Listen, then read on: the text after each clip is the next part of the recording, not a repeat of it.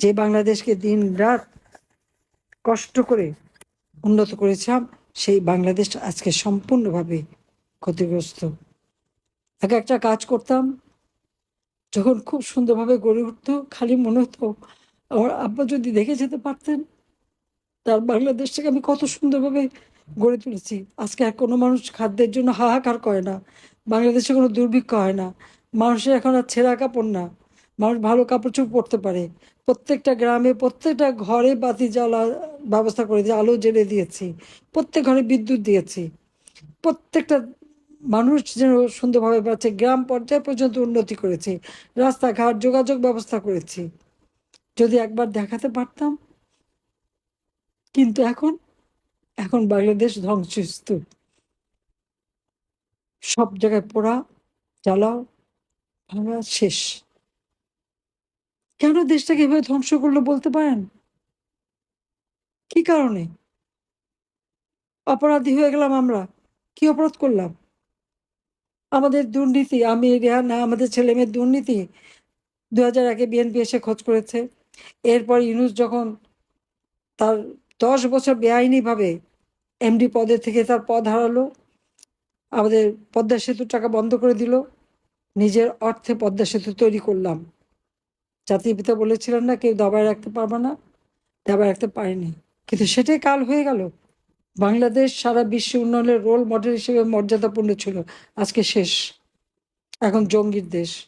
কেন বাংলাদেশটাকে এভাবে ধ্বংস করলো? আমি তো ছেড়েই এসেছিলাম, আমি তো লাশ চাইনি। ওইভাবে ক্ষমতায় থাকতে গেলে তো অনেক লাশ পড়তাম। যে মানুষের জীবন উন্নতি করেছি সেই মানুষের জীবন নিয়ে তো আসবে। তারপর সব মিথ্যা মামলা আমাদের উপরে। যে আইনে যুদ্ধ বিরোধীদের বিচার করেছি, আজকে সেই কোর্টে আমাদের বিচার করে। যুদ্ধ বিরোধীদের যারা ডিফেন্সে ছিল তারাই এখন চিফ প্রসিকিউটর, তারা চেয়ারম্যান। তারা হয়তো জানাই কথা, সেটা নিয়ে আমার কোনো চিন্তা নেই। কিন্তু আমার দেশের মানুষ আজকে ভালো নেই।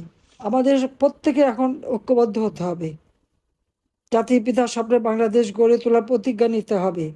তাই আসুন, স্বাধীনতার সপক্ষ শক্তি, ইতিহাসের বিকৃতির হাত থেকে দেশকে রক্ষা করে আমরা মুক্তিযুদ্ধে বিজয়ী জাতি, সেই বিজয়ের চেতনাকে বাংলাদেশে গড়ে তুলতে হবে। মানুষের মাঝে সে আত্মবিশ্বাস ফিরিয়ে আনতে হবে, গণতান্ত্রিক অধিকার নিশ্চিত করতে হবে, মানুষের ভোটের অধিকার নিশ্চিত করতে হবে, যেটা আমরা করেছিলাম।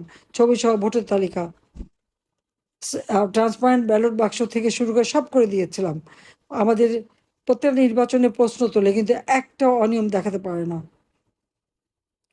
এর আগের নির্বাচনগুলি দেখলে তো হিসাব করলেই বোঝা যাবে কি অবস্থা।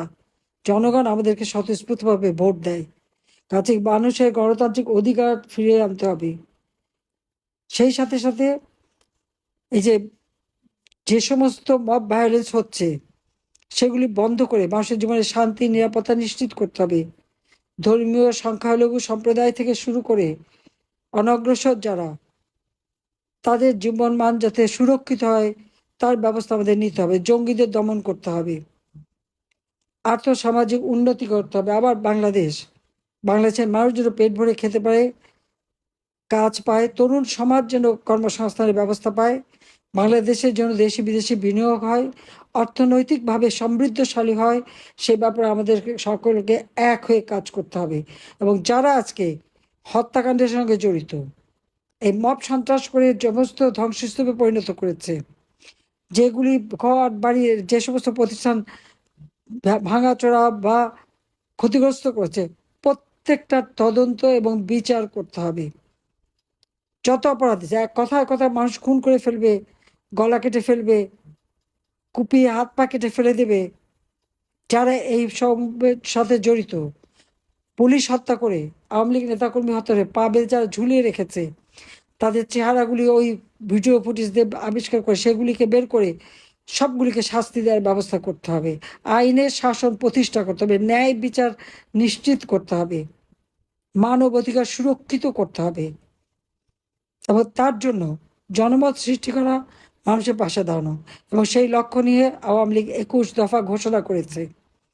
এই 21 দফা বাস্তবায়নের জন্য সব থেকে আগে দরকার মানবাধিকার সুরক্ষিত করা, গণতন্ত্র প্রতিষ্ঠা করা, সংখ্যালঘু এবং নির্যাতিত লোকদের সুরক্ষা নিশ্চিত করা, এবং দেশের মানুষের জীবন মান উন্নত করার জন্য ব্যবস্থা নেওয়া, তার জন্য সকলকে ঐক্যবদ্ধ হতে হবে। যারা স্বাধীনতায় বিশ্বাস করেন, যারা অসাম্প্রদায়িক চেতনায় বিশ্বাস করেন, যারা বাংলাদেশের গণতন্ত্র, জাতীয়তাবাদ, সমাজতন্ত্র, ধর্মনিরপেক্ষতা বিশ্বাস করেন, যারা দেশের মানুষের মানব অধিকার সুরক্ষায় বিশ্বাস করেন, আজকে তাদের সকলকে ঐক্যবদ্ধ হয়ে এই জঙ্গিদের বিরুদ্ধে রুখে দাঁড়াবার আমি আহ্বান জানাই।